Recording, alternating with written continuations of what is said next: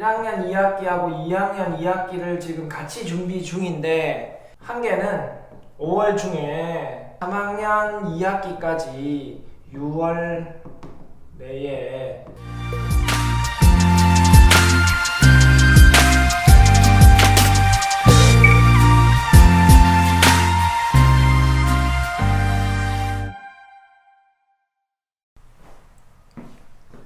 안녕하세요, 아는 선생입니다. 오늘 이 시간은 개념의 강좌도 아니고 교육 강좌도 아니고 오늘은 광고 시간입니다. 대놓고 광고. 제가 대놓고 광고라고 정했어요.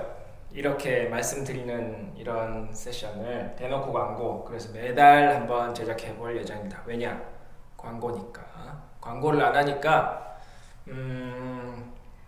모의고사 이용하시는 분 수도 좀 줄어들고, 그래서 매달 좀 죄송하지만 광고를 좀 해야겠다고 생각합니다. 이유는 매달 이제 구독하시는 분들이 꽤 계신데 그분들이 잘 모르시는 것 같아요. 그래서 또 예전에 찍어둔 설명, 모의고사 관련 설명은 뒤로 밀리고 그러면 사실은 또 노출이 안 되니까 우리 오시는 분들이 다 찾아보지는 힘들잖아요. 다 못 찾아보시기 때문에 일단 좀 예전에 1년 전에 1년 아직 안 됐지만 1년 전에 찍어서 좀 잊혀진 그런 영상도 제가 기회되면 다시 다 찍을 예정이에요. 그거는 이미 계획이 다 있고, 신규 구독자분들이나 혹은 한번 보셨지만, 또 저도 사실 그렇습니다. 제가 찍은 영상이지만 제가 다시 보면 제가 저런 말을 했었나 하는 그런 생각이 들어요. 그래서 그러면 저뿐만 아니라 다른 분들, 구독자분들도 아마 한번 올해 한 10개월 안 됐으니까 한 8개월, 7개월 전에 보셨던 분들이라면 아마 그때 어떤 영상을 봤는지 좀 다시 보시면 아마 새로운 기분이 드실 수도 있어요. 그래서 근데 그렇게 찾아보시기 힘들기 때문에 제가 예전 거부터 다시 계속 찍을 예정입니다. 이건 주기적으로 또 반복할 예정이에요. 1년이나 1년 반, 2년 주기적으로 계속 이제 영상을 업데이트 할 예정입니다. 그래서 오늘 옆으로 샜는데 대놓고 광고는 매달 할 거고, 신규 구독자분들을 위해서 모의고사, 주로 모의고사죠. 제 모의고사. 혹은 모르겠어요. 누가 광고를 해달라 그러면 제가 여기서 대놓고 광고를 할 텐데 그게 아니니까 지금은. 그래서 대놓고 광고는 아산 모의고사, 아는 선생 모의고사. 아산 모의고사라고 하니까 또 잘 모르시는 분 계시던데, 아산 모의고사는 아는 선생 모의고사입니다. 이 아는 선생 모의고사는 제가 설명하는 링크를 걸어두겠지만 신규 구독자분들을 위해서 초중등생을 위한 초중등 과정을 학습한 학생들을 위한 모의고사입니다. 그래서 초등은 3학년, 3, 4, 5, 6 3학년에서 6학년까지 1학기, 2학기 과정이 전부 있고, 중등은 1학년, 2학년, 3학년 지금 현재 1학기 과정만 서비스되고 있습니다. 그리고 앞으로 2학기를 서비스하겠다는 거죠. 그래서 아는 선생 모의고사 계획 5월 계획인데, 제 계획 안에 지금 10일밖에 안 남았지만 일단은 1학년 2학기하고 2학년 2학기를 지금 같이 준비 중인데, 둘 중에 일단 하나는 반드시, 한 개는 5월 중에 모의고사를 칠 수 있도록 제가 준비를 하고 있어요. 지금 코로나 때문에 좀 제 업무가 좀 이렇게 뒤죽박죽 돼가지고 이것도 집중 잘 못하고 있는 경우가 있는데, 그래서 2학기 내용에 대한 서비스가 사실 좀 지연되고 있습니다. 하여간 어쨌든 제 계획은 일단 최대한 3학년 2학기까지 6월 내에 서비스 하는 것을 목표를 가지고 있습니다. 목표가 항상 달성되는 건 아니지만 어쨌든 최대한 열심히 해서 2학기 시험 또 기다리시는 분들이 계시는 것 같으니까 열심히 준비해서 일단 이 순서에 맞게 제가 서비스를 해보도록 하겠습니다. 지금 설명 들으시는 분들, 처음 들으시는 분들은 제가 모의고사에 대한 설명에 대한 영상을 후반부에 링크하거나 할 테니까 그거 한 번 더 찾아보시고, 모의고사 사이트 ASUNTESTCOKR로 접속하시면 거기에 또 자세한 모의고사 관련 내용이 있으니까 한번 접속해 보시고 읽어 보시고 필요하시면 신청하시면 될 것 같아요. 자, 두 번째는 모의고사 피드백입니다. 그러니까 제가 설문조사를 하거든요. 고객 만족도 조사. 그래서 보고서를 받으시는 분들한테 밑에 링크의 하단부에 이제 모의고사 설문조사를 링크해서 보내는데, 이제 답변해 주시는 분들이 제가 수를 세 보진 않았지만 한 40% 정도 되는 것 같아요. 그 중에서 피드백 해야 되는 것 드려야겠다라고 생각했던 것, 문항수에 대해서 좀, 문항수가 제가 지금 낸 게 30문항입니다. 서술형 단답형 30문항이라고 그러죠. 단답형 30문항은 스텝 1, 스텝 2, 스텝 3로 구성되어 있고, 이거는 기본 문제, 완전 개념 문제가 아니라도 좀 아주 쉬운 기본 문제와, 이건 유형별 응용 문제, 그러니까 유형별 응용 문제에도 뭐 상중하가 있다면 중상 수준에 맞춰져 있다라고 보시면 되고, 요거는 이제 심화 문제, 일반적인 심화라고 할 수 있는 수준의 문제입니다. 고난도가 많이 들어있고 그렇진 않아요. 테스트는 지금 학교는 사실은 25문제를 내면 한 문제, 두 문제가 심화 문제거나 고난도 문제이기 때문에 사실 그 시험은 변별력이 좀 떨어지지만, 이렇게 10문제씩 내면 사실 이게 뭐 한 학기 전 단원에 대해서 내는 거지만, 이렇게 내면 제 경험상 변별력은 충분하다. 변별력은 완전 충분하다라고 사실 생각하고 있습니다. 이게 한 학기 분량이든 뭐 중간고사 범위에 대한 분량이든 그 목적에 맞는 수준의, 목적에 맞게 그 학생의 수준을 판별하겠다라고 생각한다면 이 30문항, 30문항 그 중에서도 기본 응용 심화가 이렇게 10문제씩 구성되어 있다면 그 학생의 실력은 충분히 파악할 수 있다라고 생각하고 있어요. 그 이유는 다른 건 없어요. 경험입니다. 경험.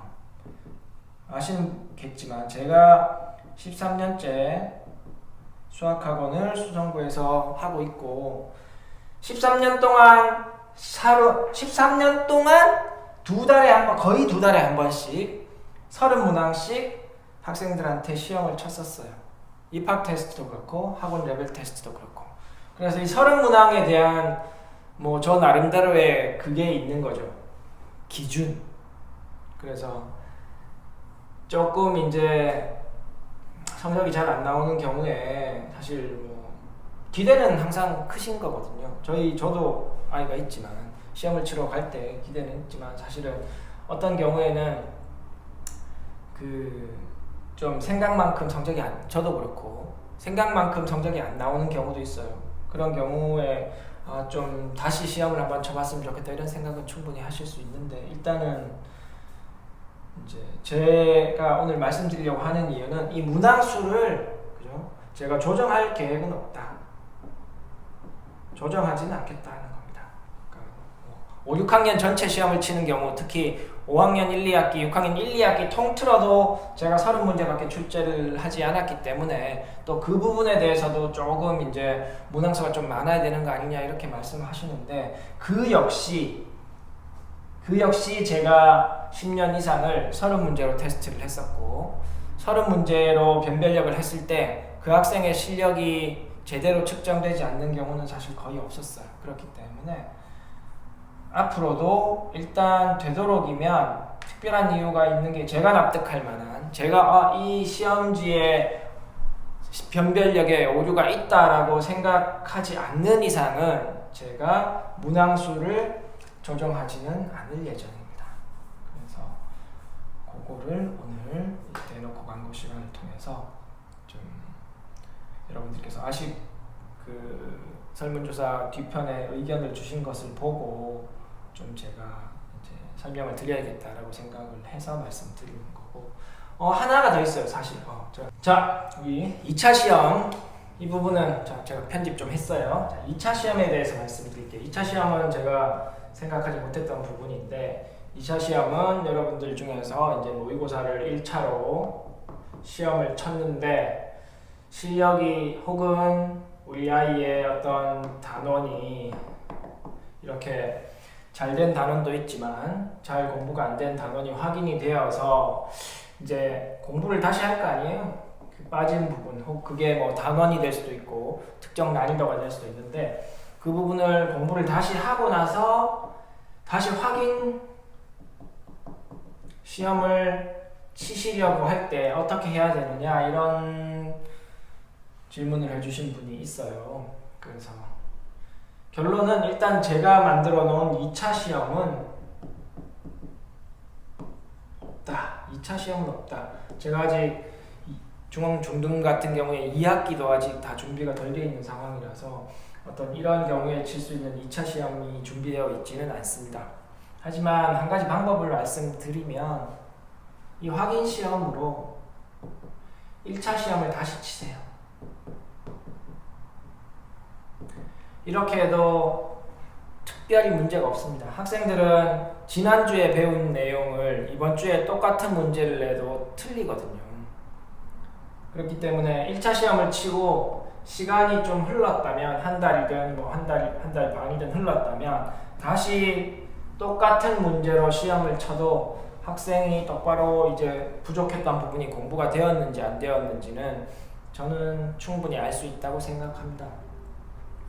조금 더 방법을 추가하면 예를 들어서 제가 드린 보고서를 봤는데 우리 아이가 이제 복습을 조금 더 해야 될 것 같아. 그러면 제가 드린 이 1차 시험지를 가지고 공부는 하지 말자는 거죠. 지금 이 시험지는 그대로 두고 아이한테 다른 문제집으로, 물론 이 시험지는 뭐 몇 문제가 적기 때문에 공부하는데 쓰기는 좀 애매해요. 근데 이제 풀어봤었고 틀린 문제가 나왔으니까 공부해야 되는 대상인 거잖아요.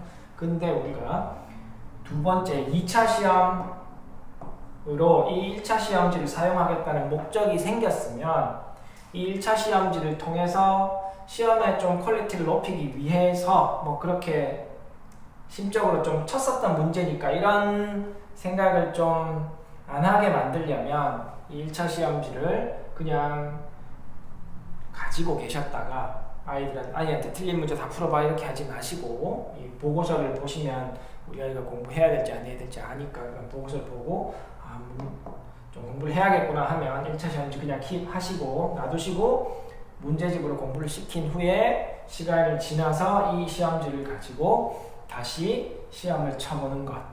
그죠? 해설지하고 다 들렸으니까. 그래서 채점해보고 지난번에 받았던 결과와 어떤 결과가 향상된 결과가 있는지 그걸 확인해보면 여러분들이 우리 학생이 제대로 공부를 부족한 부분에 대해서 제대로 공부가 되었는지 확인할 수 있는 그런 방법이 아닌가 하고 말씀드립니다.